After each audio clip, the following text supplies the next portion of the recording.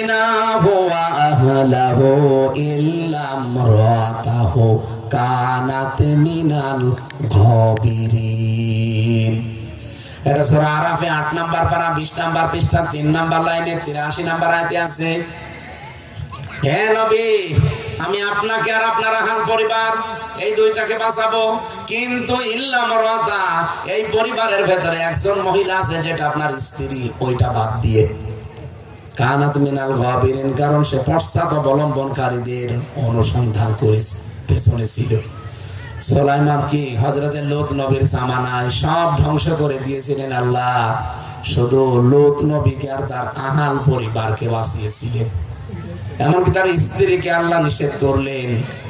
তাফসীর পড়তে গিয়ে পেলাম কেন স্ত্রীকে নিষেধ করলেন, সেও তো পরিবারের লোক। জবাব এসেছে, লূত নবীর স্ত্রীর চরিত্র কিন্তু ভালো ছিল, তার চরিত্র খারাপ ছিল না, সে চরিত্রহীনা ছিল না। কিন্তু গজব নাযিল করার সময় আল্লাহ ধ্বংস করে দিয়েছেন এই কারণে মহিলা তলে তলে চরিত্রহীন লোকদেরকে সাপোর্ট করত। বাংলাদেশে বহু মানুষ বলে আমি নামাজ পড়ি, রোজা রাখি, আমার বউ পর্দায় থাকে, আমার ব্যবসা হালাল, আমি হজ করে এসেছি, আমি তো ভালো মানুষ, আল্লাহ আমারে জাহান্নামে দেবে, কোন কারণে দেবে আমি তো খুঁজে পাই না। খুঁজে পান না?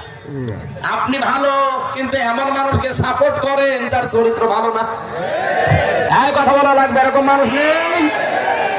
আপনি ভালো, আপনার বউ পর্দায় থাকে, আমি তাও জানি, আপনার ব্যবসা হালাল, কিন্তু এমন মানুষকে আপনি তলে তলে সাপোর্ট করেন বা প্রকাশ্যেও সাপোর্ট করেন যে মানুষের চরিত্র ভালো না। লূত নবীর স্ত্রী চরিত্রহীন মানুষদের সাপোর্ট করার কারণে নবীর স্ত্রী যদি জাহান্নামে যায়, আপনি কি বলেন?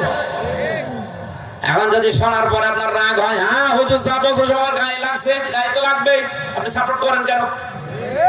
এমন মানুষকে সাপোর্ট করা যাবে না যার রাত 9টার পরে ঠিক মতো পা মাটিতে পড়ে না। এরকম নেতা দেশে নেই।